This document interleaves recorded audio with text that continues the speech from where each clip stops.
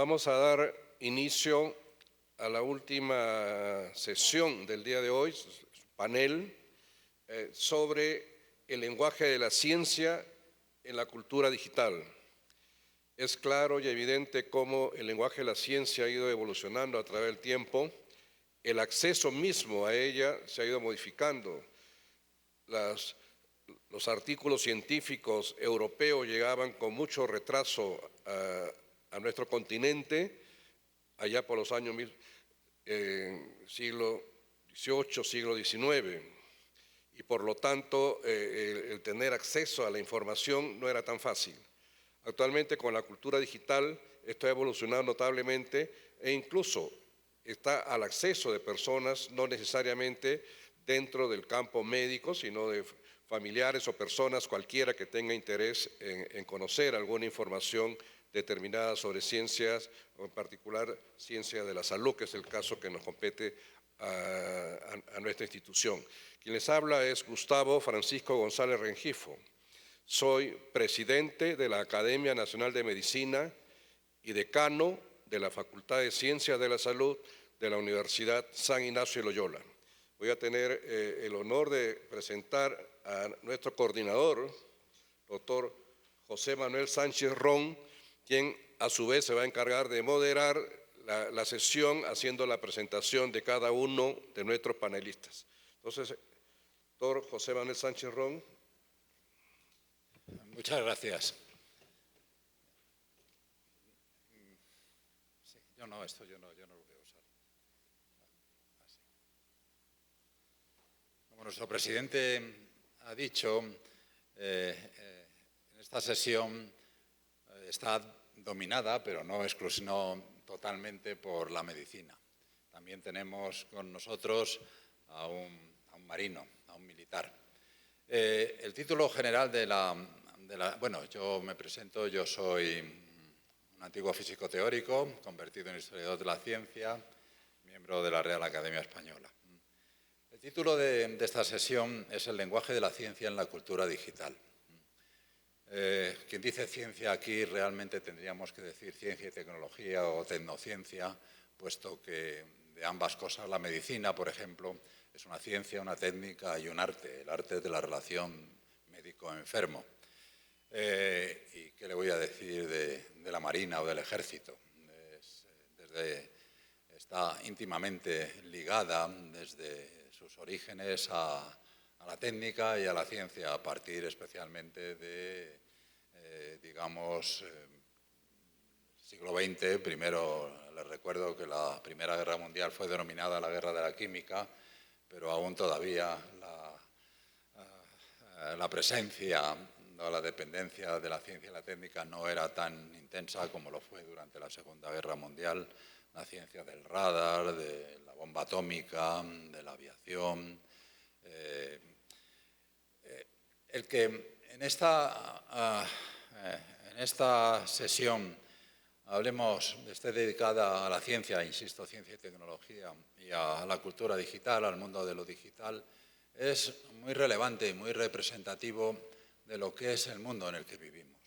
Porque en el mundo en el que vivimos, desde hace tiempo ya, y más se vivirá con más intensidad todavía en los tiempos venideros, está dominado por dos mundos, por dos ámbitos: la ciencia y la tecnología, o la tecnociencia, podríamos detallar un poco más acerca de esto, y luego por la presencia, la influencia del mundo de lo digital.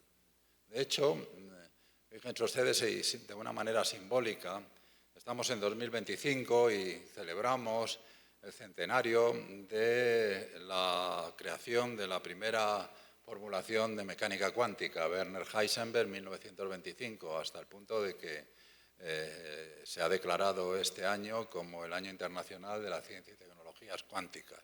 Un hijo de esa física cuántica es el transistor. Y quien dice transistor, dice circuitos integrados, dice el mundo digital, el átomo del mundo digital. Como decía al principio, tres de nuestros participantes hoy, incluyendo, cuatro con nuestro presidente, su ámbito es el de la medicina. La medicina es una disciplina particularmente importante. Yo a mis alumnos les decía en las clases de Historia de la Ciencia, cuando les preguntaba cuáles fueron las primeras ciencias que aparecieron, la respuesta es fácil. Astronomía, mirar al cielo y ver esas lucecitas. Matemáticas, han encontrado huesos de 30.000 o 40.000 años de antigüedad con muescas. Eso es una manera de contar, eso es una matemática. Y la medicina, pues, por razones evidentes. La medicina actual está también muy influida, hasta el punto casi que algunos podrían pensar de una manera exagerada, dominada, controlada por la ciencia y la tecnología. Bien, de todas estas cosas van a hablar los participantes en esta mesa a los que voy a presentar. Voy a seguir simplemente el orden de cómo aparecen en el anuncio de este congreso y los iré presentando uno a uno según vayan interviniendo. Les he pedido que no se excedan de 15-20 minutos. En primer lugar tenemos a la doctora Magalí Blas, que es directora de la Unidad de Ciudadanía Intercultural y Salud Indígena de la Facultad de Salud Pública y Administración de la Universidad Peruana Cayetano Heredia. Preside la Secretaría de Incidencia Política en Medicina y Salud Pública del Colegio Médico de Perú. Además, es profesora afiliada del Departamento de Salud Global de la Universidad de Washington. Se doctoró de Salud Pública y está especializada en epidemiología. Dirige el programa Mamás del Río, orientado a mejorar la salud materna e infantil en áreas rurales e indígenas amazónicas. El título de su intervención hoy es La cultura digital y el nuevo lenguaje de la ciencia. Cómo ser rigurosos sin dejar de ser comprensibles. Doctora. Muchísimas gracias por la invitación. Enormes gracias a los organizadores del 10º Congreso Internacional de la Lengua Española, que tenemos el placer de que se celebre aquí en Arequipa. Efectivamente, hoy día les voy a hablar acerca de la cultura digital y el nuevo lenguaje de la ciencia, que nos trae un reto enorme. ¿Cómo ser rigurosos sin dejar de ser comprensibles? Y quería explicarles primero cómo el lenguaje de la ciencia ha evolucionado. De lo que hemos conocido, que básicamente la ciencia se publica en artículos científicos. Tengo 2 gorros, soy científica, pero también hago incidencia política, les voy a hablar también acerca de eso. Y como científicos nosotros publicamos en revistas indexadas por pares. Y una publicación es una publicación enormemente rigurosa. Cada aseveración que tú haces en una publicación científica tiene que estar referenciada. Y muchas veces para esa referencia hay muchos artículos que puedes referenciar, tienes que escoger los mejores. Entonces, toma mucho tiempo no solo generar ciencia, en nuestro caso, el proyecto que dirijo, Mamás del Río, que busca mejorar la salud materna infantil en áreas rurales y remotas de la Amazonía peruana, demoró 11 años en implementarse y evaluarse, y las publicaciones nos han demorado 2 a 3 años más, publicaciones en revistas como el Lancet o el British Medical Journal. Es decir, generar conocimiento y publicarlo toma mucho tiempo. Entonces, este lenguaje que ha sido principalmente promovido a través de publicaciones científicas o congresos científicos, ahora se ha transformado en 2 formas. Uno, en la forma como comunicamos a través de medios digitales, que es muy diferente a la forma en la que comunicamos ciencia en congresos científicos, y también en cómo llegamos a la comunidad general. Antes, pues llegábamos a través de congresos, pero a un público muy segmentado. Ahora, a través de las redes sociales, tenemos enormes oportunidades, pero también grandes desafíos de los cuales quiero hablar.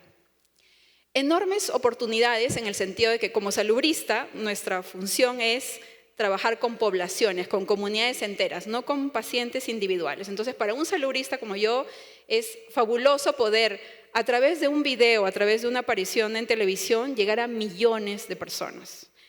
de todas las edades, de todos los estratos sociales, de diversos países. Eso es lo asombroso de los medios digitales que tenemos el día de hoy.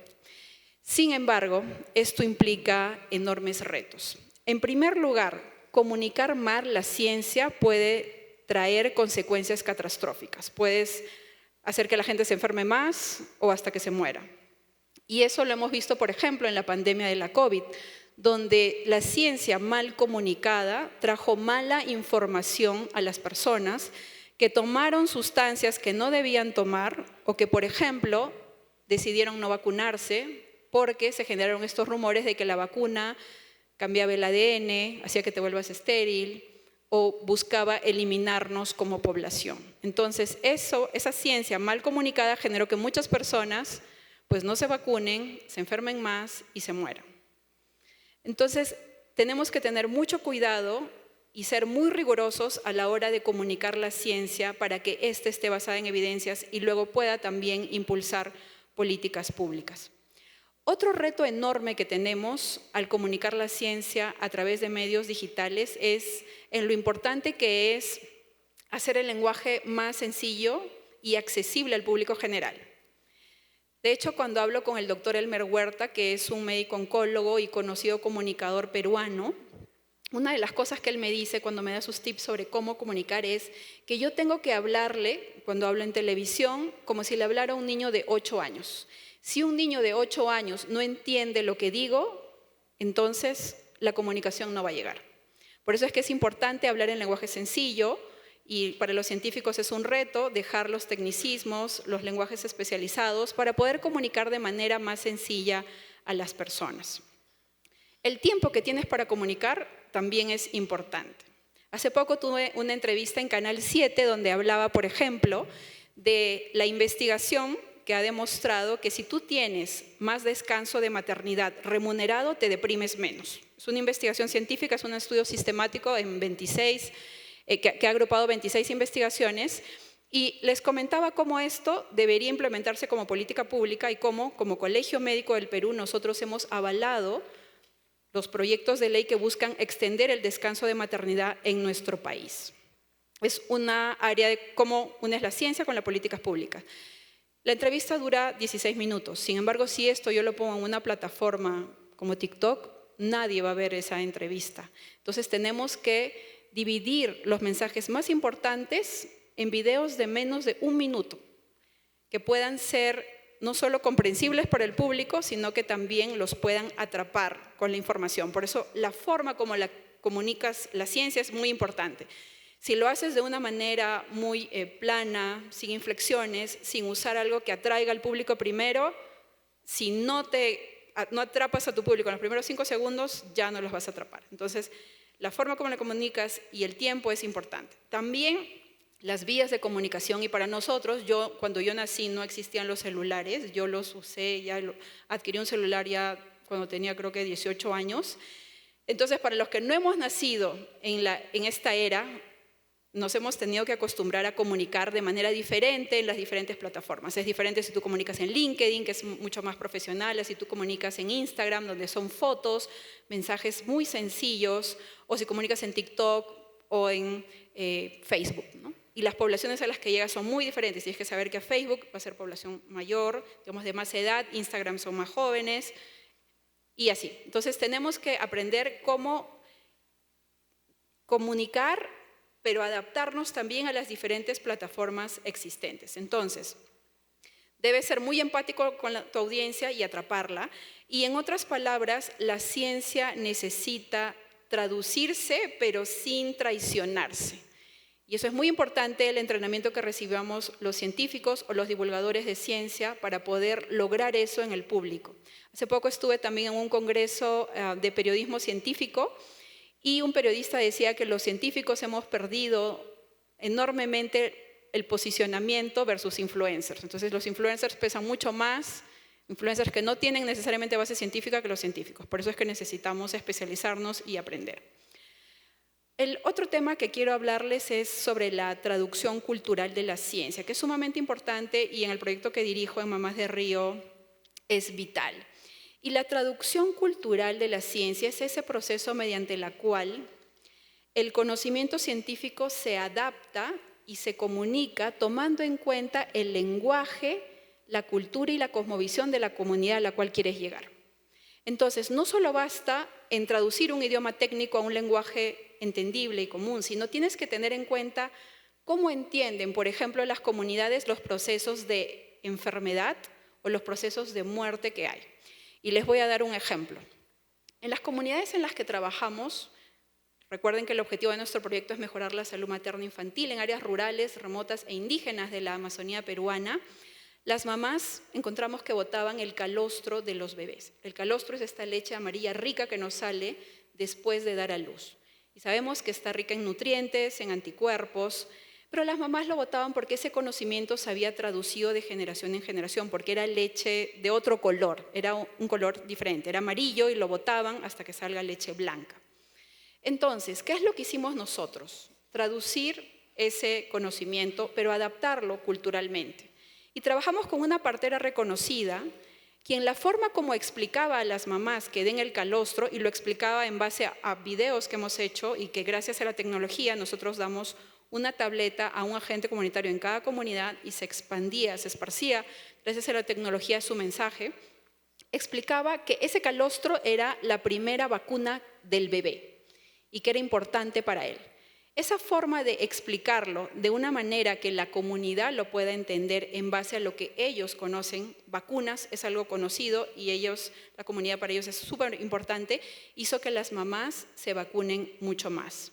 Entonces, esa traducción de un conocimiento médico a una idea profundamente significativa en su cosmovisión cambió esta práctica que había sido arraigada por décadas.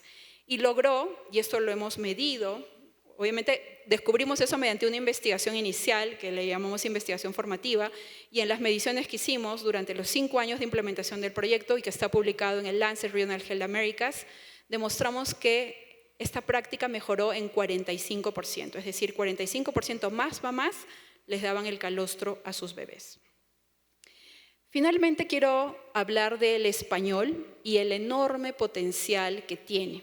Sin embargo, como lengua científica está muy subrepresentada. La mayoría de la ciencia se produce y se adquiere en inglés. De hecho, a nosotros los investigadores nos entrenan a que tienes que publicar en una mejor revista y cuando tú ves la lista de las mejores revistas, todas casi están en inglés. Tienes que aprender a escribir en inglés, aprender a presentar en inglés. Creo que tenemos, y esta es una gran oportunidad, que fortalecer el ecosistema digital de la ciencia en español, con plataformas que puedan adaptar ese conocimiento científico que es muchas veces difícil de absorber a un conocimiento más accesible a la comunidad. Además, trabajar en la formación de los científicos en cómo comunicar la ciencia y trabajar con las colaboraciones entre instituciones. Finalmente, quería decir que el mundo está saturado de información y en este momento la ciencia necesita recuperar su voz y tener un rostro mucho más humano, porque al final la ciencia también es un lenguaje para cuidar la vida. Muchas gracias. Muchas gracias.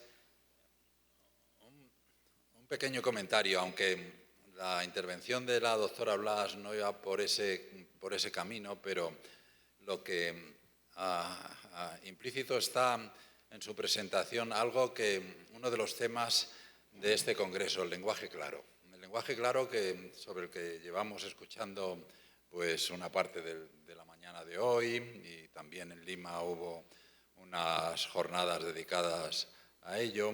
Normalmente aquí hasta el momento, por lo que yo he escuchado, se ha hablado sobre todo del lenguaje claro en el ámbito de la jurisprudencia, de los derechos de la ciudadanía, en lo que se refiere a entender las leyes, todo aquello que, como decía esta mañana el director de nuestra academia, Santiago Muyor Bachado, a todo aquello que emana del poder. No hemos entrado todavía, y habrá que entrar en algún momento, o muy pocas, de una manera muy tangencial, por lo que yo llevo escuchado, en la cuestión del lenguaje claro en las ciencias.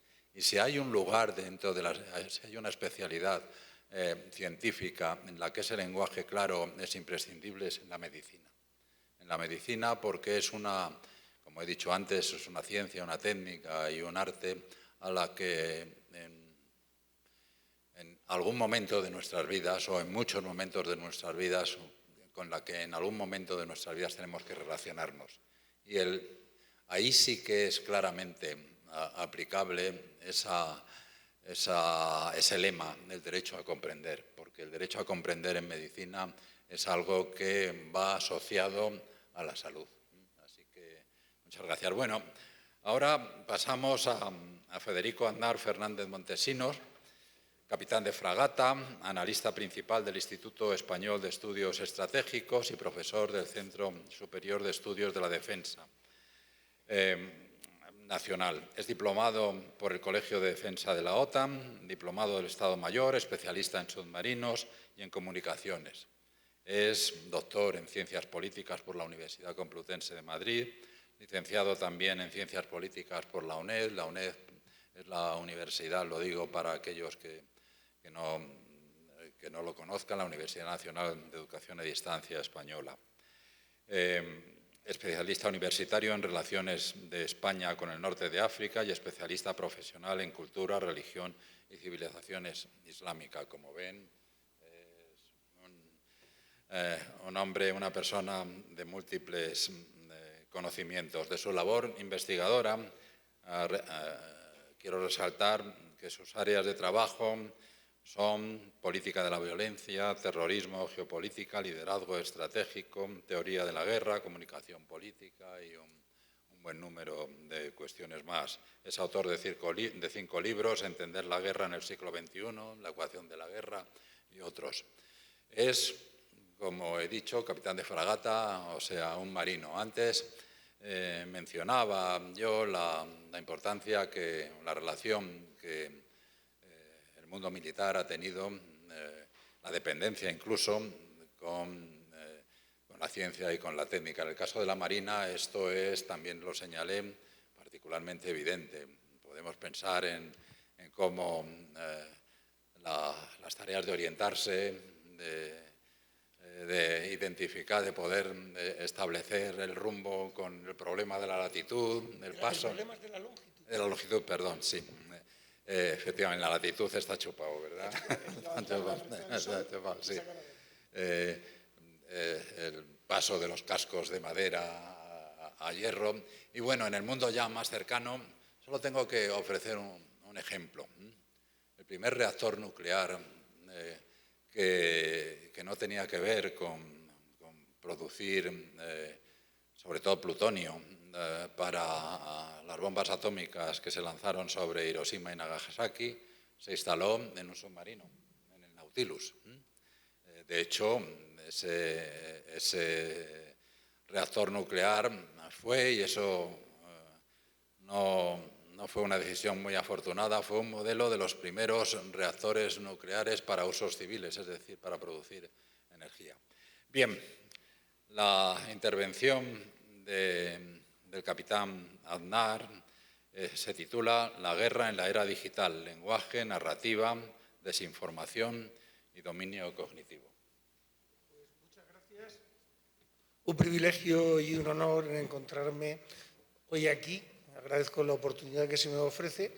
Y bueno, yo de ese currículum, si me tuviera que definir como algo, me definiría como humanista, intensamente humanista, en abierta oposición a la tecnología que es totalmente necesaria, pero no mi ámbito.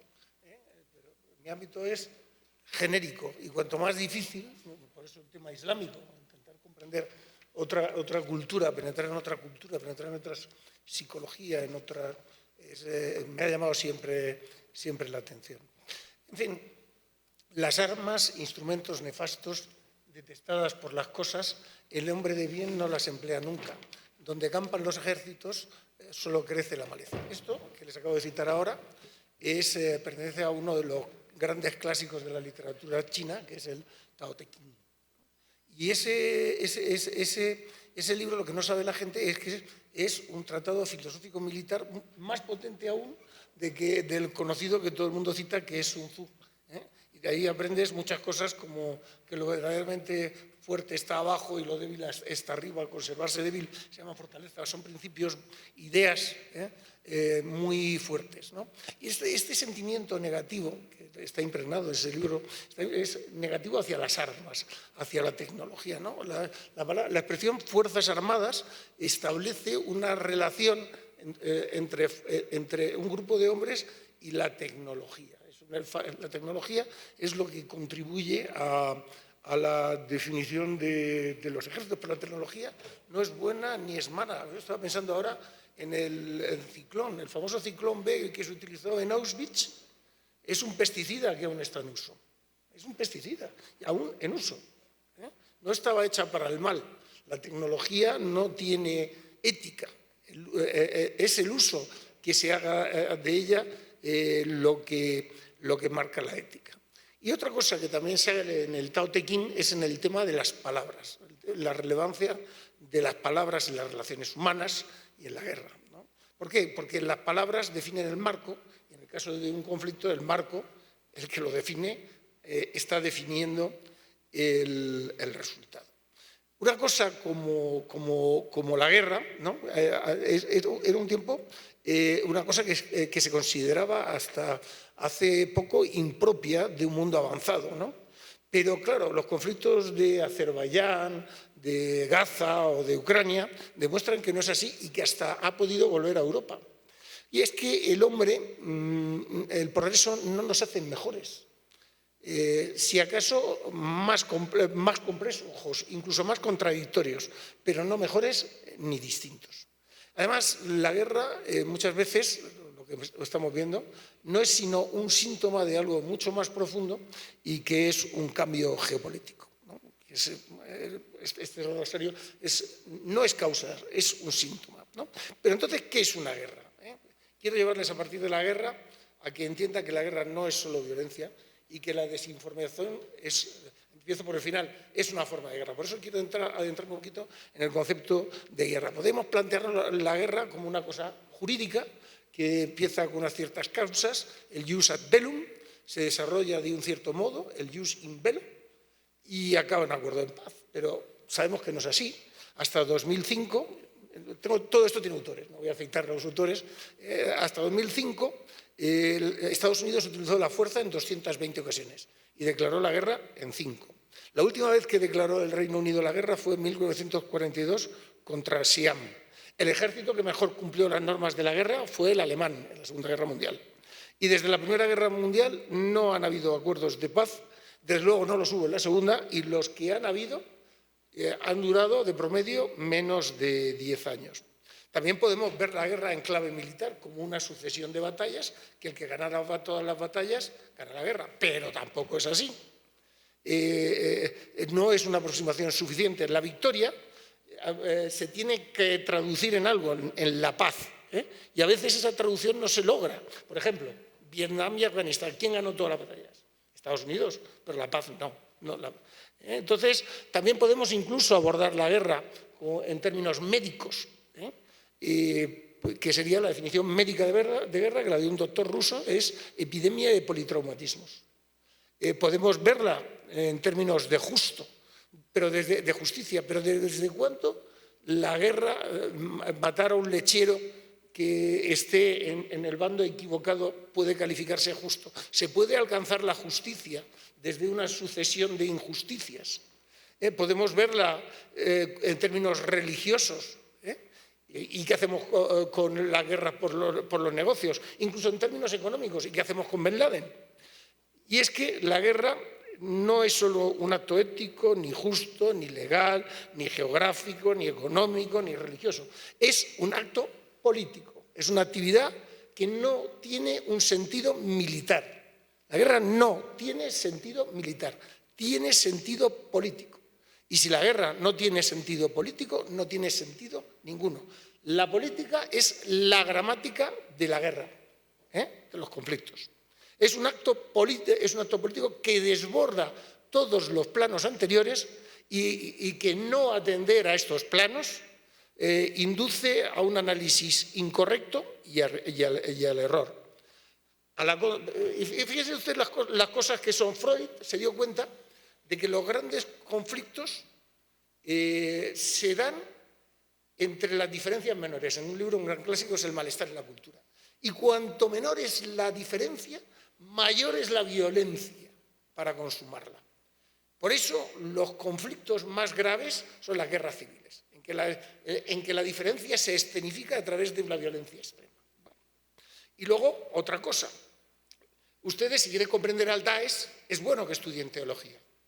Pero el análisis de un grupo como el Daesh es un análisis, o debe ser, un análisis político. Y si no, nos equivocamos. No es la misma la guerra que hace un pueblo pastor que la que hace un pueblo agricultor, porque la guerra se hace con herramientas. Si Isaías decía, transformarán sus espadas en arados y sus lanzas en podaderas, el profeta Joel decía, transformarán sus arados en espadas y sus podaderas en lanzas. Porque es un movimiento recíproco y se hace con eso. ¿Y qué es lo que pasa? ¿Qué son nuestras sociedades ahora?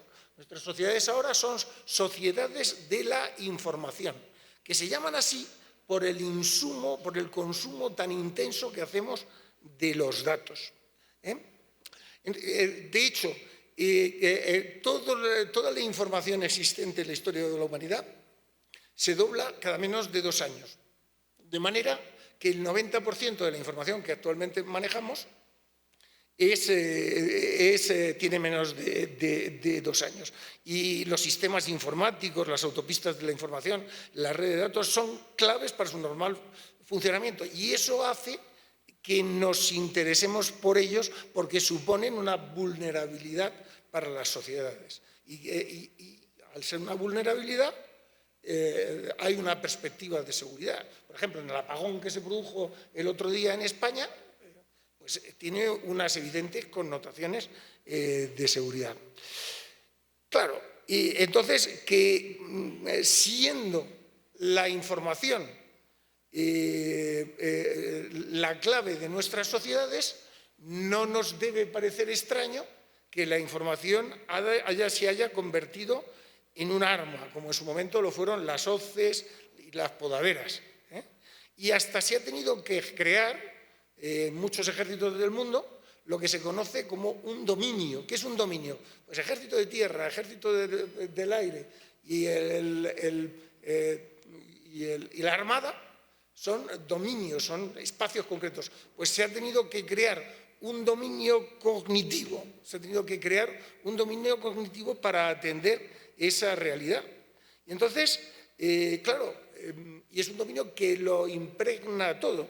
La guerra es un hecho social, no es solamente un hecho político, es un hecho social, por las herramientas que los utiliza y porque son las sociedades las que lo hacen. Y la guerra se extiende a aquellos ámbitos en los que llegue el hombre. Si este va al espacio, Si va a las redes sociales, a las redes sociales. Y si va a la luna, hasta abarcarlo todo. Y si no atiendes esos flancos, entre los cuales se encuentra el dominio cognitivo que tú tienes que atender, pues te puedes ver desbordado. Y estamos en un mundo complejo. Donde la realidad admite muchas interpretaciones. Es más, muchas veces la verdad no es tanto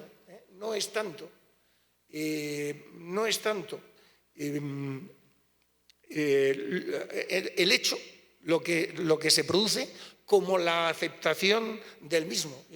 Me encanta a mí cuando voy a Jerusalén, me encanta ir a un monasterio de las Hermanas de Sion que está en el Litóstrotos, en el lugar donde juzgaron a Cristo, ¿no? Y le preguntaban, ¿qué es la verdad? Y un pretor hizo esa pregunta. Y entonces resulta que la razón, que es la piedra del conocimiento de nuestras sociedades, ha sido abandonada y la emoción tiene parte.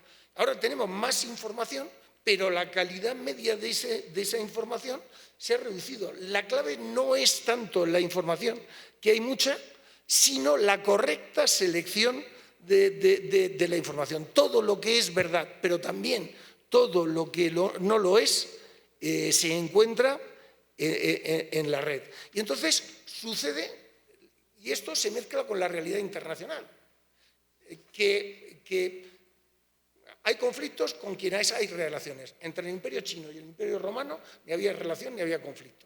Pero ahora todos somos fronterizos con todos. Entonces, al haber más relaciones, se producen más conflictos. ¿Pero qué pasa? Que esos conflictos se ven atemperados porque hay relaciones, porque hay otras relaciones, y entonces el espectro de conflictividad se reduce. Siempre, claro, podemos tener el problema, que es lo que estamos viendo en Ucrania, que un conflicto local acabe globalizados y acabemos todos engullidos en ese conflicto. Entonces ya ha aparecido un concepto nuevo que es la zona gris, que sirven para explicar en el ámbito de las relaciones internacionales una actitud inamistosa, ¿no? Que tú tienes una base de relaciones comunes que es interesante para todos los que estamos allí, porque a mí me interesa tu gas y a ti te interesan algunas otras, y a ti te interesa mi dinero. Pero en otras cosas pugnamos y en algunas cosas este enfrentamiento puede llegar a ser polar. Entonces, en estos ámbitos es donde, por no ser excesivamente violenta, ni excesivamente intrusiva por incomodar, se emplea la desinformación. Inducir fomentando el disenso, la desunión o hacer que el otro adopte decisiones erróneas, el corromper desde dentro, es tan antiguo como la guerra. Pero ¿qué es la desinformación? Y aquí voy a un concepto que esto es lo más importante de mi conferencia. 5 minutos, vale. Esto es lo más importante de esta charla. ¿Qué es la desinformación? La desinformación no son las noticias falsas, los bulos o los fake books. Yo empecé con mi tesis doctoral, con esta cuestión, estudiando las narrativas. ¿Qué pretenden las narrativas? Entonces, no es distribuir. La desinformación es todo aquello que maliciosamente nos impide el uso de la información acertada. Es decir, la clave de la desinformación es la agenda informativa. Es decir, no solo es usar la información correcta, porque ellos solamente mienten los torpes. Un torpe miente. Una persona más elaborada emplea la realidad para vestirla de otra manera o hacer una interpretación alternativa. Los torpes mienten. La desinformación está en relación con la agenda informativa, por poner cada cosa en su sitio y darle a cada cosa su valor. Controlando la agenda informativa se puede controlar una sociedad y se la puede deconstruir en su sentido derridiano, porque se puede deconstruir la verdad primero y la sociedad como último estadio, porque no existe sociedades sin que tengan verdades compartidas. Entonces, y hoy en día el ecosistema de la información pues ha variado. Había estudios que señalaban como el 60% de los norteamericanos se documentaba a través de Facebook. Y es que tenemos que Facebook tiene ahora mismo más de 3.000 millones de usuarios, YouTube 2.500 millones, Instagram 2.000 y Twitter 619. Hay personas con capacidades para movilizar o condicionar con sus opiniones a cientos de millones de personas. Entonces tú puedes controlar, pues es que es lo que hacía el terrorismo. El terrorismo es una forma de desinformación. ¿Por qué ETA atacaba en España a las 8 de la mañana? Para estar en las noticias de las 9 y las de las 3 de la tarde. Cuando España entró en la Unión Europea, hizo 5 atentados y mató a 3 personas. Entonces, quería que la noticia fuera otra. Una narrativa no está en relación a lo que cuenta, un relato. El relato, esto tendría que explicarlo un poco más, trata de fijar la agenda, el conjunto de temas de los que debe hablarse. Porque los relatos, las narrativas, están débilmente hilvanadas, no admiten la discusión. porque eso incluye sentimientos, incluye referencias, y lo que trata es fijar los temas que deben ser objeto de litigios, ignorando todo aquello que no les interesa. Entonces, bueno, la desinformación se emplea para polarizar a las personas, que éstas se alineen con gente que piensa por ahí y tratan de esta manera de fragmentar a las sociedades. Y una vez fragmentadas las sociedades en torno a temas como pueden ser los antivacunas, terraplanistas o negacionistas varios, luego lo pueden movilizar utilizando otras causas. ¿Qué pretende la desinformación? Debilitar el conjunto. ¿Cómo se hace eso? Atacando a lo que son los pilares del Estado, que son las instituciones. ¿Y cuándo se hace eso? Pues eso, el mejor momento para hacerlo son durante los procesos de crisis. Y entre los procesos de crisis incluyen los procesos electorales. ¿Por qué? Porque los procesos electorales generan una tensión programada. Entonces, tú puedes polarizar la sociedad y dañar mucho las instituciones. Y, no importa que salga tu candidato, pero dañas al conjunto. Las crisis generan crisis de la información.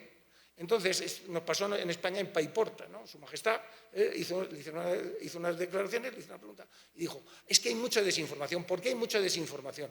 Porque están soltando para que pierdas el control de la crisis, y al perder el control de la crisis dañas a las instituciones y generas desconfianza.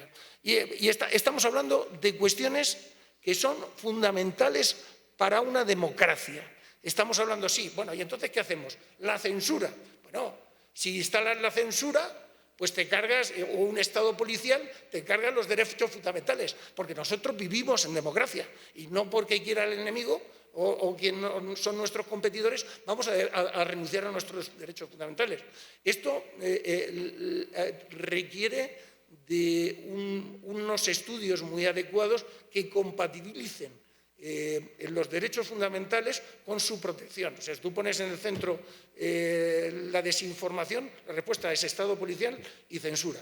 Si lo pones un poquito después y dices, tomando en consideración la desinformación y estas cosas, pues te sucede que el agente otro te está perturbando. Lo que las sociedades tienen que decidir es fijar en el centro sus derechos fundamentales, luego ver dónde quieren ir y tomar las medidas, y no someterse a lo que otros quieren, renunciando a lo que realmente es importante, que es nuestro ser democrático, me gusta la definición que dio el director de la RAE, nuestra felicidad. Muchas gracias.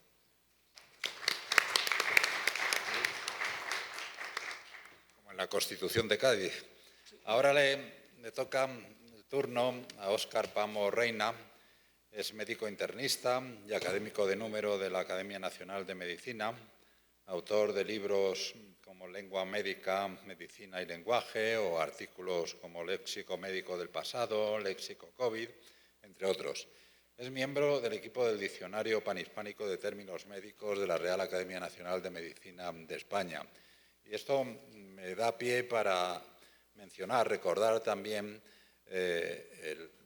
la importancia que tuvo la elaboración del diccionario médico por esa Academia Española, la Nacional de Medicina, y luego cómo, yo creo que siguiendo el ejemplo de la Real Academia Española en todas sus publicaciones, cómo ha extendido en esa labor inmensa aquel primer diccionario, pero bien voluminoso diccionario médico, a el Diccionario Panhispánico de Términos Médicos, que ya está publicado en papel y también en el mundo digital.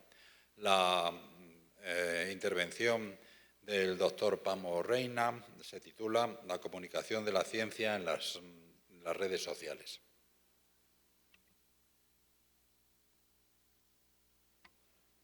Muchas gracias por la invitación. Este enjundioso auditorio me recuerda a la dicotomía entre las humanidades y las ciencias. Al final de los estudios secundarios teníamos que optar por una carrera. los que tenían aversión por las ciencias se iban a las humanidades y los que se iban a las ciencias eran sometidos a diversos exámenes, pero había uno de ellos, el de humanidades, que era su punto flaco. Sacaban tan bajas notas que ese examen de humanidades, para lo de ciencias, muchas veces significaba una alteración en el orden de mérito o no ingresar a la universidad. El mensaje es, los que nos dedicamos a la ciencia no debemos dejar de interesarnos por las humanidades y viceversa. El lenguaje científico es una forma de comunicación precisa, objetiva y sistemática que utilizan los científicos para describir fenómenos, procesos y descubrimientos. Se caracteriza por el uso de una terminología técnica, claridad y coherencia lógica, argumentación basada en evidencias y un estilo impersonal y objetivo. En las últimas décadas, la forma como se comunicaba la información científica se ha visto sometida a una transformación, a la transformación en el mundo digital. Esto porque, por un lado, el tener la información médica en formatos digitales ha cambiado la accesibilidad. Es mucho más fácil ahora obtener información. Yo soy de lo que he he tenido muchas horas de estudio en bibliotecas. He recurrido a fotocopias de libros y revistas. He comprado libros piratas. Pero ahora lo tenemos, libros, revistas, publicaciones en formatos digitales de muy fácil acceso. Entonces ahora la ciencia ha optado por el open access, el acceso abierto, la fácil disponibilidad, sin pagar. Es cierto que hay algunas bases de datos que cobran, pero la gran mayoría de las publicaciones científicas ahora tienden a eso, al acceso abierto a la información. Digamos, en cierto modo, que el conocimiento se ha democratizado. Esta nueva forma de divulgación científica involucra a las redes sociales. Hay diversas plataformas, desde el WhatsApp, el YouTube, el Instagram, antes Twitter, ahora el X, etc.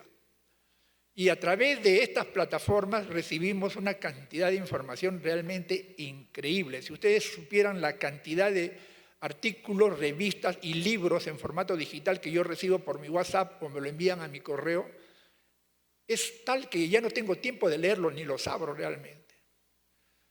Para que vean cómo es el mundo digital permite la accesibilidad a una ingente cantidad de información.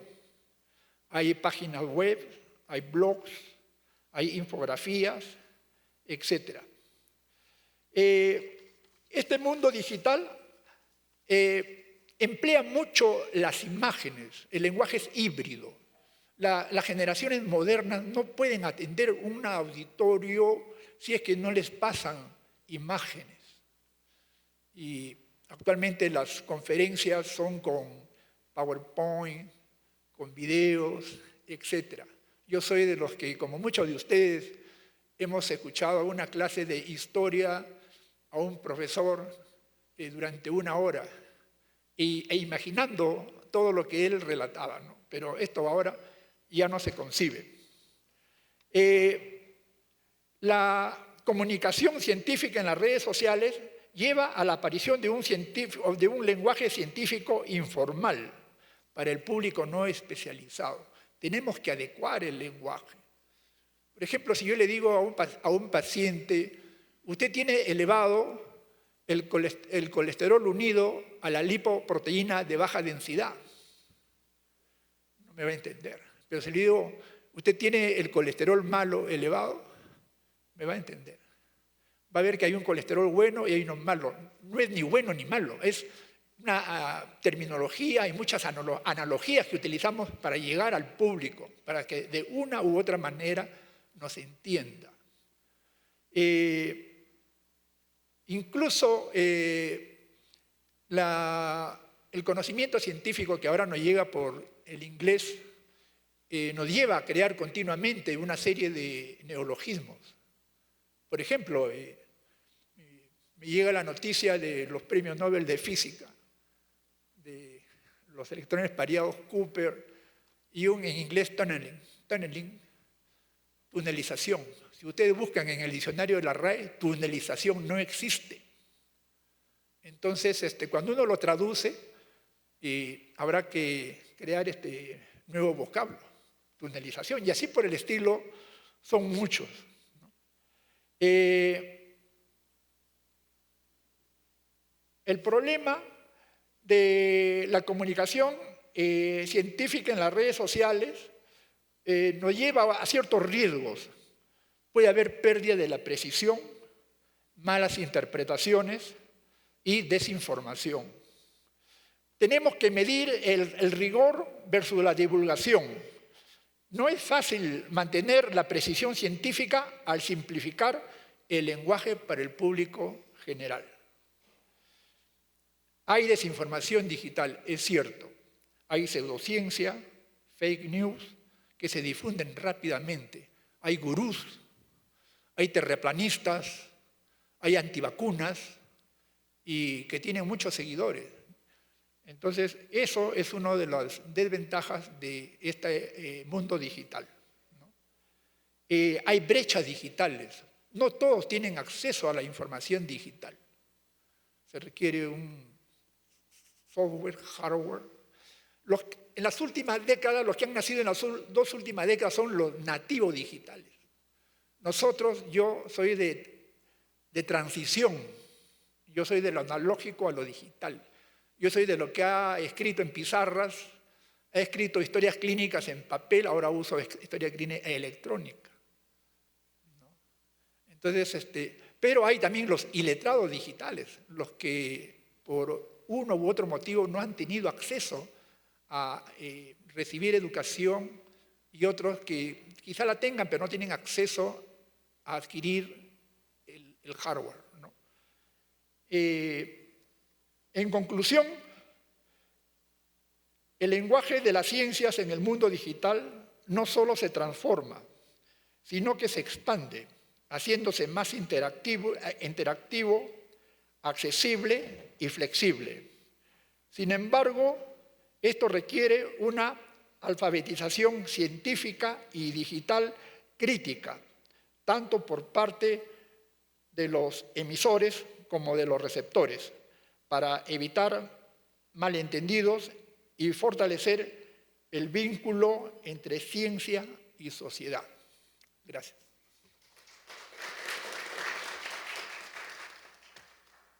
Bueno, con respecto a la tunelización, aquí, aparte de mí mismo, Guillermo Rojo es otro de los miembros de la Comisión de Vocabulario Científico y Técnico. Lo consideraremos, pero yo creo, Guillermo, que efecto túnel sí lo debemos tener. Entonces es el problema de si incluir derivados de palabras, pero muchas gracias por el comentario y gracias por su intervención. Antes de dar la palabra al último interviniente, quiero mencionar, porque así me lo pidió, inicialmente estaba previsto que participara en esta mesa José Luis García Delgado, que es catedrático de Economía, muy laureado, fue durante muchos años rector de la Universidad Internacional Menéndez Pelayo, en la actualidad es director del Observatorio Nebrija del Español.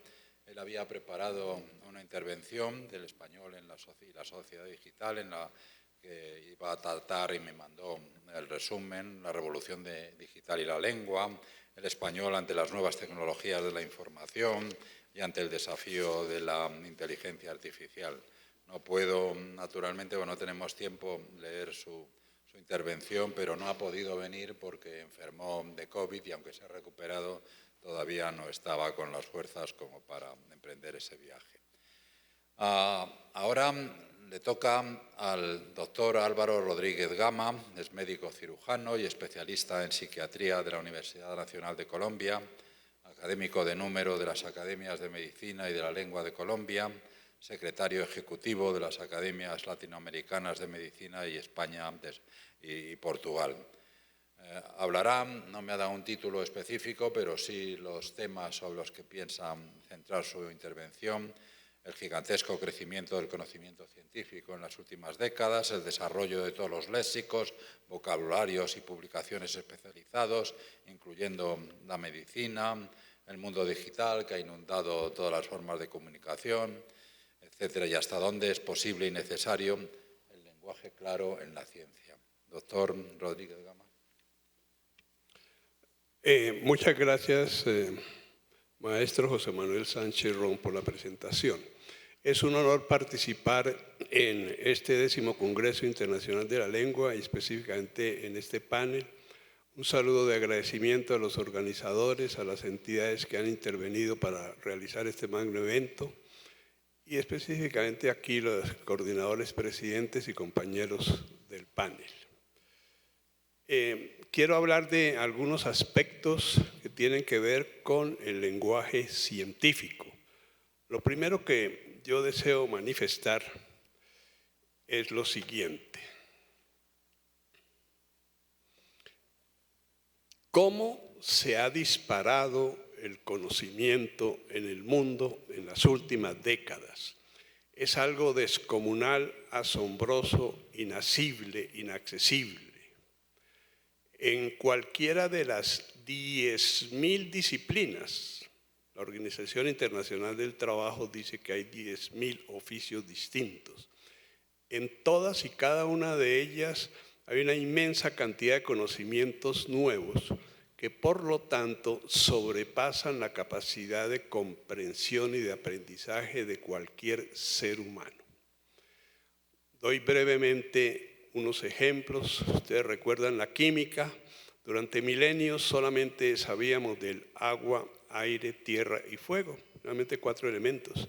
Después, a través de los siglos, se llegó a la tabla periódica de los elementos, 118. Ya había algunas dificultades para entenderlos.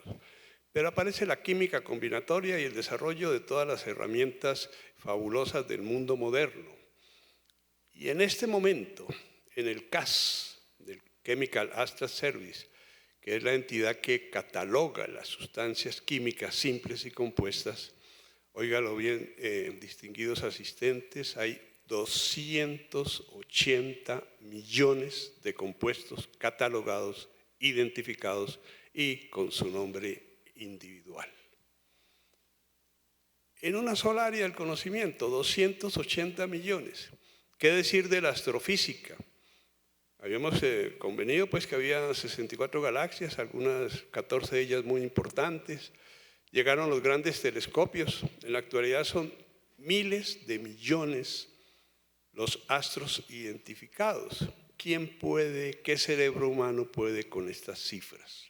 En medicina tuvimos tradicionalmente 4 áreas básicas: medicina interna, ginecología, cirugía y pediatría. Hoy en día hay 144 especialidades, todas con un conocimiento y un lenguaje profundo. Es decir, este es mi concepto, el principal problema de la ciencia. No que haya tanto conocimiento, sino que no está organizado, que no está comprendido. Lo que yo planteo es que hay una torre de Babel impresionante en toda la ciencia. Un especialista no entiende a otro especialista. Mucho menos, claro, pacientes y familiares en el área médica, cuando un médico les está hablando. Estamos ante uno de los grandes monstruos de la civilización, el crecimiento del conocimiento. Pero desde antes ya estábamos enfrentando en nuestro planeta la existencia, como nos enseñan los lingüistas y los literatos y los investigadores de todos los dialectos y lenguajes del mundo, hay 7.000 lenguajes diferentes en el mundo. Claro, solo 20 de ellos hablados por más de 50 millones de hablantes cada uno, pero son 7.000. Entonces, si usted va a Alemania y usted no sabe alemán, usted no entiende nada. Y si usted va a Japón y no sabe el japonés, no entiende. Y si usted va a China y no sabe el chino, no entiende. Ya de por sí teníamos muchas barreras de comunicación y llegó el crecimiento increíble, inaudito de la ciencia. ¿Qué ha pasado entonces desde el punto de vista lingüístico? Pues han crecido todos los léxicos, todos los vocabularios, las publicaciones, por favor. En solo Ciencias de la Salud se está escribiendo un artículo nuevo cada 5 segundos. ¿Quién logra enfrentar eso? ¿Quién logra leer eso? ¿Quién logra entender esto? Entonces hay un aluvión, un tsunami de información. Esto es bastante complejo. En la conferencia anterior escuchábamos cómo se investigan millones de términos de la cultura popular. Entonces ya los términos en todo es de millones. Y el ser humano tiene unos límites lingüísticos que no podemos olvidar. La persona adulta no maneja más de 50.000 términos y no es que los esté hablando todo el tiempo. Apenas están resumidos unos pocos miles. Y ahí está todo su reservorio y capacidad de aprendizaje de vocablos. Y le estamos lanzando millones y millones de términos y en todas las áreas es igual. Recientemente en medicina, la genética hace saber que hay 19.500 genes que son importantes, que codifican, que generan pues una acción metabólica importante. Pero cada uno de ellos tiene su nombre. Y los medicamentos son más de 60.000. Así que yo veo, repito, que el principal problema de la ciencia está en la inmensa cantidad de conocimientos. Por supuesto que es un logro, por supuesto que es una maravilla. Y eso es magnífico que la gente haga léxicos, vocabularios. Específicamente en medicina yo trabajé en un diccionario, el DIACME, durante 30 años. Antes del DPTM, que es el que ahora nos rige, el mío llegó a ser el diccionario más consultado en medicina en Hispanoamérica. Pero nos quedamos corticos. En el DPTM tenemos 73.500 términos. Y entonces yo estoy planteando una cosa muy importante. Tenemos que responder a esto. Se necesita que los educadores, que los científicos, que los profesionales entiendan cuál es el problema y la necesidad urgente de dar respuesta a esta invasión de términos que en todas las áreas, repito, está en unos términos absolutamente incomprensibles.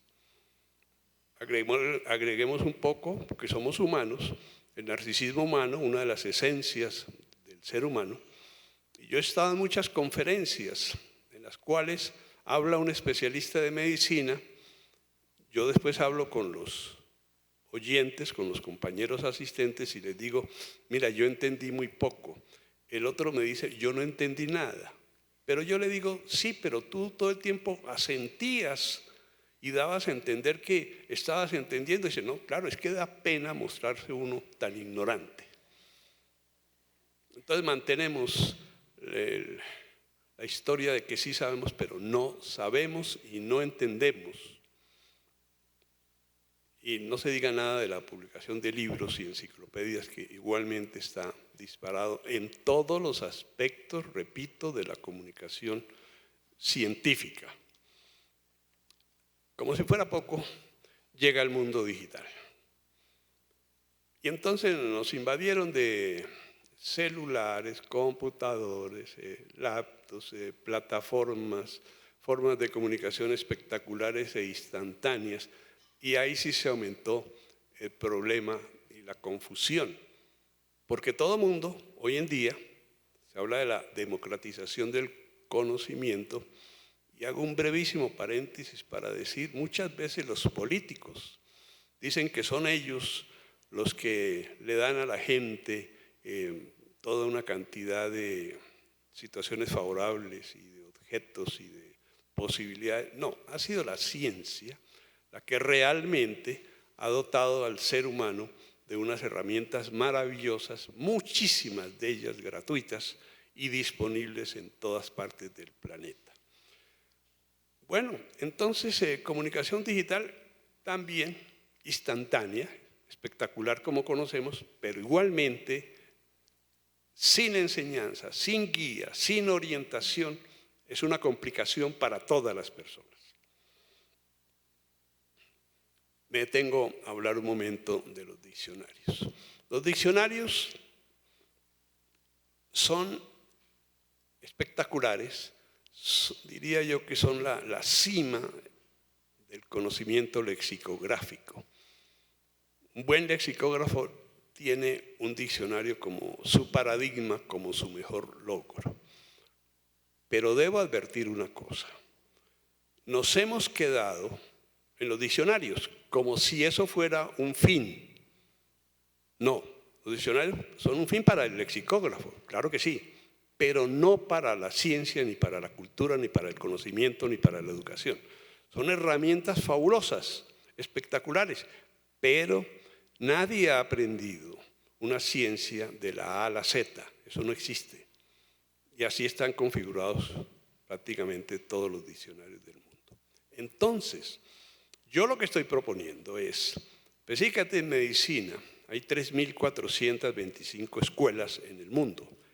Hasta donde yo puedo saber, en ninguna parte de ellas, cuando figuran en 20, 25 asignaturas importantísimas, todas ni me faltaba, pero en ninguna de ellas se está enseñando el lenguaje de la medicina, que creo que es mucho más básico que otros conocimientos que se divulgan.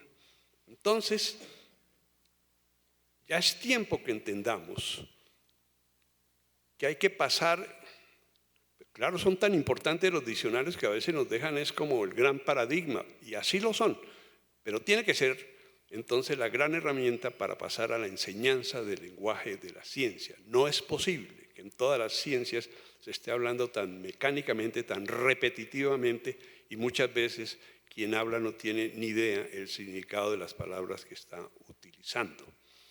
5 minutos. Muy bien. Y termino con lo siguiente. Es un comentario sobre lenguaje claro. Aquí nos hablan de la importancia del lenguaje claro. Yo me refiero a medicina. Es absolutamente importante. Doy un ejemplo de algo que es letal en medicina. A pesar de que hoy en día la historia clínica es electrónica, en casi todas partes del mundo las fórmulas, las recetas siguen siendo manuscritas. Doctores, la lectura de una fórmula médica es como estar uno enfrentado a un jeroglífico egipcio. Qué cosa tan complicada y qué cosa tan difícil. En el gran estudio que todos conocemos del año 2007 del Instituto de Ciencias de Estados Unidos, mostraron que 7.000 personas allí murieron por culpa de la mala letra de los médicos. Así es de grave cuando un médico se comunica mal. Nadie entiende, es un auxiliar de enfermería que está interpretando órdenes, no sabe el nombre del medicamento, no sabe si es una ampolla, no sabe si es un comprimido, no sabe cuánto tiempo, no sabe cuánto hay que dar, porque es que no son legibles. Eso está ocurriendo en todas partes. Sin embargo, lo que yo también quiero agregar es lo siguiente. Eso tiene su límite. Una persona va donde el médico y el médico le dice, mira, yo encuentro que tú tienes, por los signos y síntomas, tú tienes una bronquitis. Esta bronquitis le interesa al paciente si es una cosa grave, leve, y sobre todo le interesa, doctor, y entonces, ¿qué hay que hacer? Y el médico le va a explicar qué hay que hacer. Pero no se espera que el médico dé una clase de anatomía. Le voy a explicar lo que es un bronquio, le voy a explicar lo que es una infección, le voy a explicar lo que es un medicamento. No. El lenguaje claro también debe tener sus límites por el sentido común de que hay cosas que no le interesan a la gente. Por supuesto, con tanto engaño que hay en publicidad, que hay en comercio, que hay en lenguaje de políticos, por ejemplo, en el lenguaje de la letra menuda que nadie entiende y que resulta decisiva con el paso de los sucesos, ahí necesitamos lenguaje claro, incluso legible. Esas cosas, por ejemplo, en medicina, consentimiento informado. Está uno con un fuerte dolor y le pasan a uno una hojita llena de 40 renglones y le dicen, firme eso porque le vamos a hacer una serie de procedimientos y necesitamos que usted los autorice. ¿A qué horas va a leer eso uno cuando uno está ahí enfermo y adolorido? Claro, hay lenguaje, es importantísimo que sea claro, pero, repito, hasta ciertos límites. Entonces, resumo mi intervención. Creció, sigue creciendo y cada vez más todo el conocimiento científico. Estamos anegados de siglas, abreviaturas, acrónimos, epónimos, topónimos, fórmulas matemáticas, palabras especializadas.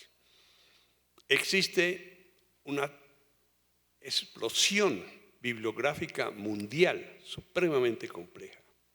Hay una torre de Babel terrible en la ciencia. Se requiere, finalmente, que enseñemos el lenguaje de la ciencia. Y claro que la divulgación la hagan, si hay periodistas científicos buenos, pero ojalá que la hagan científicos divulgadores que saben mucho más.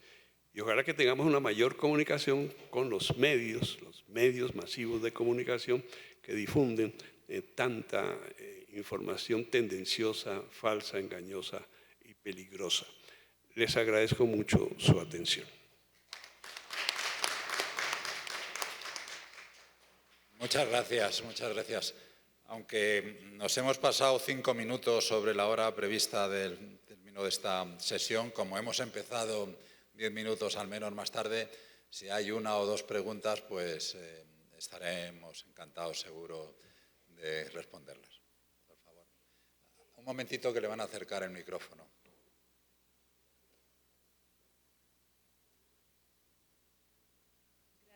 Gracias por su exposición. Mi pregunta va por el tema de Concitec, sobre todo los que son peruanos, y de pronto la ANECA, que es la acreditadora en España, con respecto a que se valora solo las publicaciones en Scopus, en Web of Science, para ser acreditado como un investigador como tal en el Perú. Los más bajos puntajes tiene Cielo, y si publicas en una revista importante, pero que no está indexada, no tiene simplemente puntaje. ¿Cuál es su opinión? No sé si en España pasa lo mismo, sobre esta división, digamos, ¿no? ¿Están de acuerdo o no están de acuerdo? Y muy ligado a esto, se habló del narcisismo, que muchas veces lleva a los investigadores por el afán de publicar, de cometer faltas a la ética, ¿sí? Y aparece en publicaciones fantasmas, ¿no? Entonces ya la ciencia, que es donde nos anclamos, donde estamos, ¿no?, de alguna manera asegurados, ya todo se vuelve inestable y desconfiamos. Esas 2 cuestiones. Y bueno… Concrete, por favor, la pregunta, sí, concrete. Concreto la pregunta. Su opinión acerca de la labor de Concitec en cuanto a publicar en revistas indexadas, ¿no?, o no, y el tema de la ética en las investigaciones.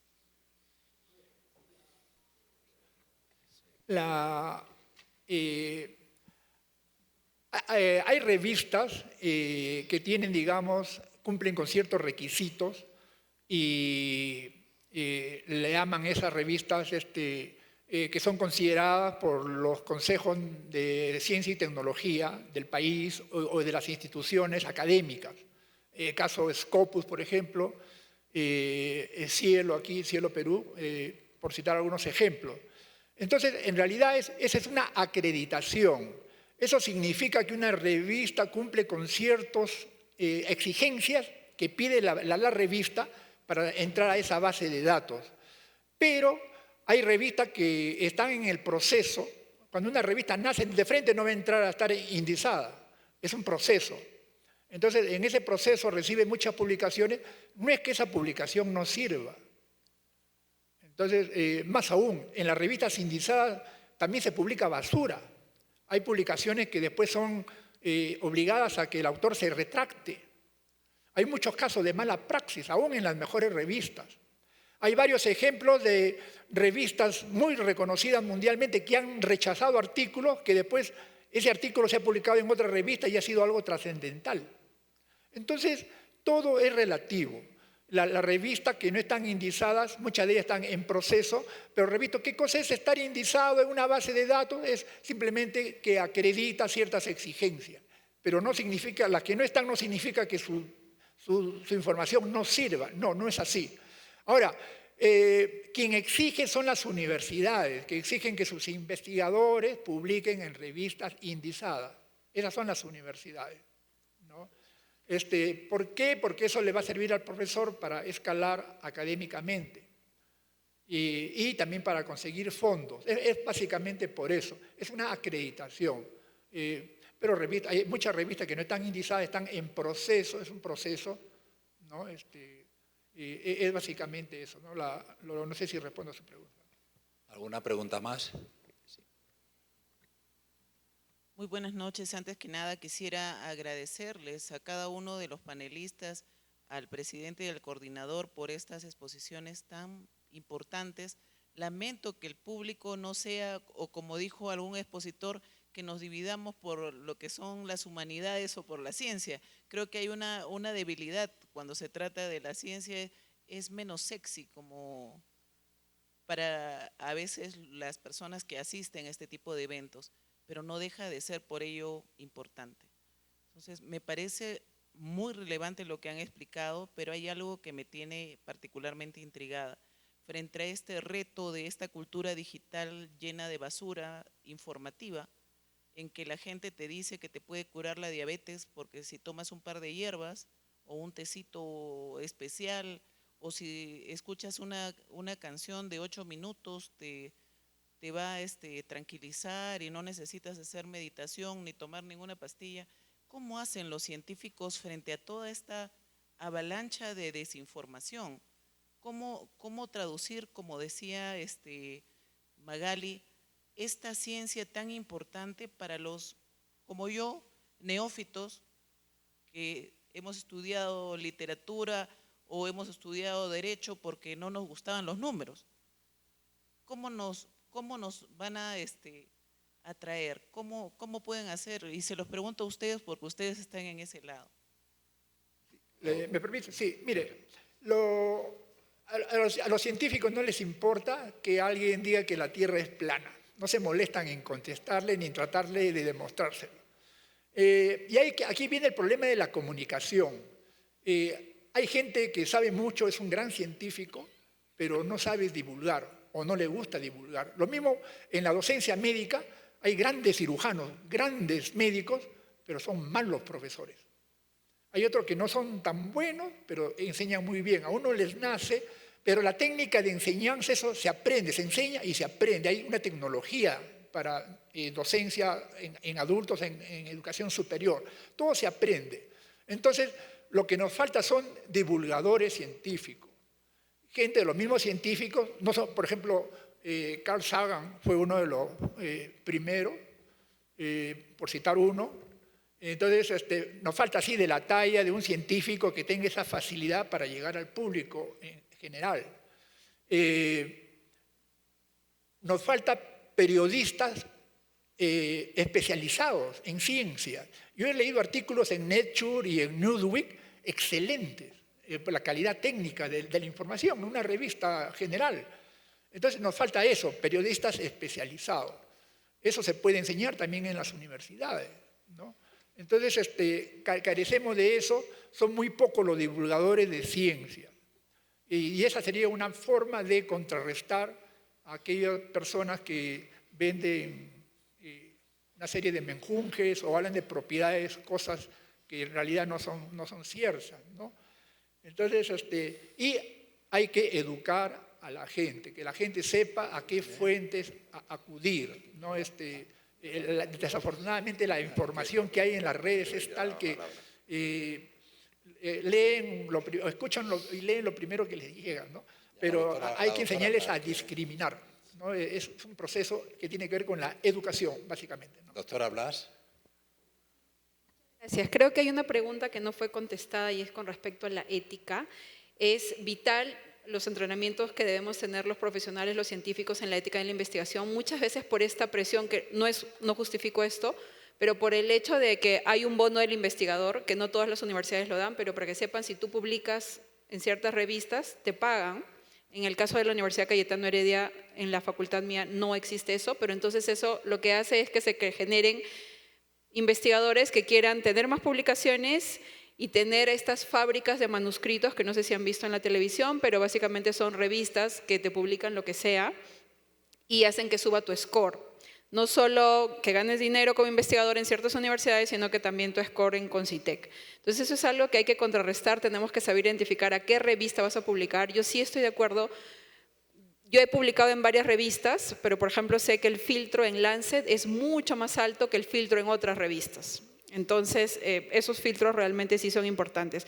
Lo otro, como decía el doctor Pamo, es importante enseñar a la gente dónde buscar. Y aquí quiero, por ejemplo, ¿no? Medline en español tiene información que es basada en ciencia, pero deberíamos tener más formatos de Latinoamérica donde podamos descansar y decir, aquí en esta web puedes tener información confiable. Y aquí el rol de los ministerios de la salud, de la Organización Panamericana de la Salud, de la Organización Mundial de la Salud en cómo divulgar y cómo explicar eso, porque yo sé que si está en la OMS es que es algo que ha sido revisado, ¿no? Si está en el Ministerio de Salud es algo que, y deberían ellos decir qué información es falsa y qué no. Y finalmente decirles que sí hay entrenamiento, pero no es muy potente todavía en las universidades para los científicos, para que ellos aprendan a divulgar. Pero en primer lugar deberíamos trabajar en que los científicos quieran hacerlo. Cuando en mi momento en la Universidad Peruana Cayetano Heredia me pedía el que buscaba posicionamiento en redes o en televisión a científicos que puedan ser voceros, muchos de ellos a veces no querían por este concepto de que vas a ser figuretti, ¿no? Porque ellos no son figurettis y ellos no van a ciertos lugares. Entonces, no, obviamente no todos, pero un grupo, entonces tenemos que aprender a que informar y divulgar ciencia es vital. Y para eso los científicos necesitamos entrenarnos, así como nos entrenamos para ser profesores, en por ejemplo, cómo dar una adecuada retroalimentación a un alumno, que no la hiera, sino que haga que aprenda, igual como investigadores debemos aprender a divulgar para hacer que el conocimiento sea más accesible y comprensible al público general. Recordemos esa recomendación que recibí yo, que tienes que hablarle como a un niño de 8 años y el niño tiene que comprenderlo. Yo rápidamente, lo que he dicho antes, la agenda informativa. La clave es la agenda informativa. Encuadrar, ponderar la validez de la información y su importancia. Y dos cosas, además de eso. O sea, si en vez de a Doctor Google se va uno al médico, obtendrá mejores resultados. Aunque Doctor Google sirva como una orientación para salir del paso. Digo, es la gente que consulta, ¿no? Ya que estamos en un ambiente fundamentalmente médico. Pero luego hay otra cosa. Frente a los bulos está el fact-checking, está el comprobar la veracidad de la información. Y si alguien dice de inyectarse lejía, entonces, para curarse el coronavirus, que eso ha pasado en la historia, hay que entender, o sea, eso lo decía Derrida, no solamente está la mentira, sino que hay que entender cuál es la finalidad del mentiroso. Es decir, ¿por qué ha hecho eso? No es tanto la mentira de sí mismo, sino el por qué ha hecho eso. Bueno, voy a abusar yo de mi capacidad. Su pregunta es muy relevante, ciertamente. Yo he pensado bastante en eso y tengo que hacer algunos comentarios. Aquí, con toda justificación, se han señalado algunos de los problemas asociados al avance, al desarrollo de la ciencia, el gigantismo, el increíble número de publicaciones que hacen que sea imposible, nada más que para el especialista que sabe todo de nada, o sea, de muy poquito, pueda avanzar.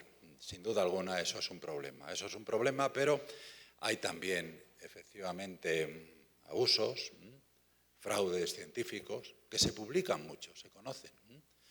A pesar de todos esos problemas, la ciencia y su hermana o su hija, la tecnología, pues ha hecho que que vivamos como vivimos. Ya sé que hay pobreza, que hay desamparo en este planeta, por supuesto que lo hay, pero que podamos vivir más y mejor, sin duda alguna. Y dicen que Isaac Newton no vio nunca el mar. Él, que con su teoría de las mareas, derivada de la mecánica newtoniana, nos enseñó mucho acerca del porqué de las mareas, ¿no? Estamos hablando de finales del siglo XVII. Piense cómo nuestros conocimientos, mis nietos pequeñitos, saben ya mucho más de lo que yo sabía de conocimientos científicos, y no porque hayan tenido clases, sino por el medio ambiente, de lo que yo conocía cuando tenía 15 o años así. Ha preguntado usted también, o ha mencionado acerca de, bueno, pues eso, y se ha comentado, de los antivacunas, los terraplanistas, etcétera, etcétera. Bueno, una cosa que además Federico Aznar ha señalado, y se ha señalado también esta mañana, la ciencia y la tecnología no son ajenas al poder, a las relaciones con el poder político, el poder militar, el poder económico, etcétera, etcétera. Fíjese, ahora naturalmente eso está muy al cabo de la calle, lo conocemos todos con el presidente de Estados Unidos y las políticas que está implementando y las que implementó. Hay un libro que no me acuerdo ahora el título, que se publicó hace poco tiempo, de la que fue responsable, la doctora que fue responsable de los programas sanitarios, de la política, digamos, del presidente Trump durante su primer mandato. Y bueno, ella era consciente, y lo dice en su libro, de que eso eran unas barbaridades, pero el poder, quien tiene el poder, manda, ¿no? Luego se ha mencionado aquí, usted ha preguntado cómo saber mejor y cómo la cuestión de la divulgación. Bueno, en primer lugar yo tengo que decir que, en mi opinión, la primera y única obligación del científico es contribuir al avance de la ciencia y enseñar, si tiene una función docente también. No es una obligación, aunque sería deseable, que difunda, que emplee tiempo en difundir sus conocimientos. Yo eso ya sé que es muy radical, pero lo creo. Sin embargo, tengo que decir, y además lo conozco porque, bueno, pues desde hace bastantes años dirijo una colección que yo creo que no es mala, de ensayo y divulgación científica e historia, en la editorial crítica Dracontos. Y bueno, pues tengo que estar informado de eso. Nunca, pero nunca en la historia ha habido más y mejores escritores, divulgadores, si quiere también, pero yo hago también el énfasis en escribir. Richard Dawkins, en uno de sus libros, en el prólogo, decía, y tenía, en mi opinión, toda la razón, que lo mismo que se ha dado el Premio Nobel de Literatura a Bob Dylan, pues se podía haber dado perfectamente, y se debería dar. Carl Sagan, por supuesto, Sagan es un buen candidato, como lo fue mi admiradísimo Stephen Jay Gould, el paleontólogo, biólogo evolutivo, etcétera, etcétera. Oliver Sacks, el neurocientífico, el autor de libros memorables como El hombre que confundió a su mujer con un sombrero, no solo nos enriquecían, sino nos emocionaban también con sus escritos. Otra cosa es que no se conozcan y no se divulguen. El número de ejemplares que se venden de libros de ciencia, magníficos libros de ciencia, de ensayo, divulgación si quieren, pero yo me gusta hablar más de ensayo. Es muy pequeño comparado con novelas que el tiempo, pero pasan, el recuerdo suyo no dura ni un año. De manera que bueno, muchos prestigiosos científicos, no solo al final de sus carreras, sino en medio de ellas, aunque no tengan esa obligación, han escrito libros que están a disposición de todos nosotros en medicina, en paleontología, en física, por supuesto, en astronomía, en astrofísica, en prácticamente todas las disciplinas. De manera, se ha mencionado también la prensa. La prensa, por supuesto, está más vertida hacia pues, la política, una cultura. Las páginas de cultura normalmente no hablan de ciencia, por esa cosa de que la ciencia no es cultura, esa estupidez. La cultura es todo en primer lugar, ¿no? Pero ha mejorado mucho el papel de la ciencia en algunos, al menos, de los periódicos. Y hay algunos periodistas científicos que escriben maravillosamente. De manera que bueno, pues a mí no me gusta ver la ciencia, pues tiene dos versiones también, o dos facetas. Por un lado es terrible y por otro lado es maravilloso, ¿no? Pero comparémoslo con... si comparamos la ciencia de hace, ya digo, simplemente pues 3 siglos, así, los tiempos de Newton y la actualidad, la diferencia es gigantesca. Pero comparemos cómo era el Homo sapiens en los tiempos, por ejemplo, en que coexistía con los neandertales y en la actualidad. Me refiero, comparémoslo en cuanto a sus pasiones, sus sentimientos, etcétera, etcétera. En mi opinión, la diferencia no es tan grande. Bueno, les agradezco mucho su paciencia y el que estén aquí, como usted ha dicho, pues no somos lexicógrafos ni lingüistas, pero bueno, algunos sí, pero bueno, somos lo que somos.